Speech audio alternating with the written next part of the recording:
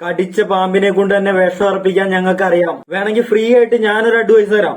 ഞങ്ങളെ നശിപ്പിക്കാൻ ഇറങ്ങി, ഞങ്ങളുടെ നാടിനെ നശിപ്പിക്കാൻ ഇറങ്ങി നിങ്ങൾ സ്വയം നശിക്കല്. മനസ്സിലാക്കുക, നികുതി എന്ന പേരിൽ ബ്രിട്ടീഷുകാർ ചെയ്ത പോലെ നമ്മുടെ നാടിനെ പകൽ കൊള്ളയടിച്ചുകൊണ്ടിരിക്കുകയാണ് ഇവര്. അതിന് കാരണം നമ്മുടെ വംശമാണ്.